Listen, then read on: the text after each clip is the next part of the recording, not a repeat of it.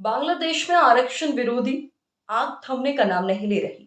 प्रधानमंत्री शेख हसीना की वार्ता का निमंत्रण ठुकराने के बाद एक बार फिर हिंसा भड़क उठी। इस दौरान देश के कई हिस्सों में हिंसक झड़पों में कम से कम 72 लोगों की मौत हुई और कई अन्य घायल हो गए।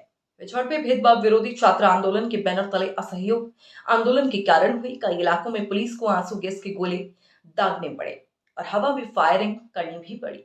प्रदर्शनकारी प्रधानमंत्री शेख हसीना के इस्तीफे की मांग कर रहे हैं।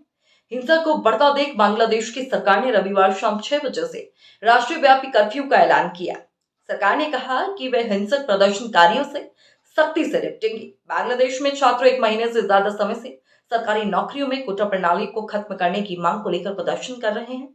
कई मौकों पर हिंसक हो चुके हैं। इस आंदोलन में अब तक देश भर में कम से कम 200 लोगों की मौत हो चुकी है, जिसका केंद्र राजधानी ढाका है। रविवार को प्रदर्शनकारियों की भीड़ ढाका के केंद्रीय शाहबाग स्क्वायर में जमा हुई, जिसके बाद कई जगहों पर सड़कों पर झड़पें हुई। प्रदर्शनकारियों में कई लाठी डंडों से लैसे थे, मुंह को स्कार्फ ढूंढ रहे थे और मुंह को स्कार्फ से ढका हुआ था। सड़कें जाम कर दी उनकी पुलिस और 70 उन अवामी लीग में समर्थकों के साथ कई प्रमुख शहरों में भी झड़पें हुई।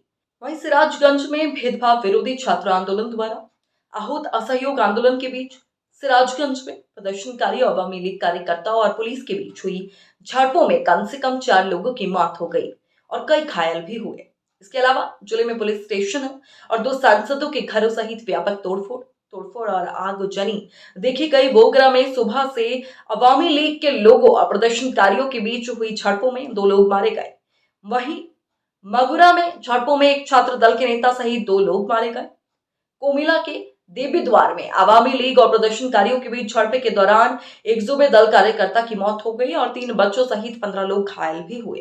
एक अलग घटना में इलियटगंज हाईवे पुलिस चौकी में भीड़ ने एक पुलिस कांस्टेबल को पीट कर मार डाला। ढाका में राजधानी ने धान मंडी के जिगाताला इलाके में झड़प में एक छात्र की गोली मारकर हत्या कर दी गई।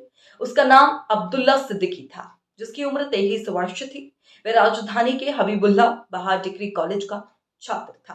वेल ऐसी और लेटेस्ट अपडेट्स के लिए हमारे चैनल 100 न्यूज को सब्सक्राइब करें और बेल आइकन भी प्रेस कर दें।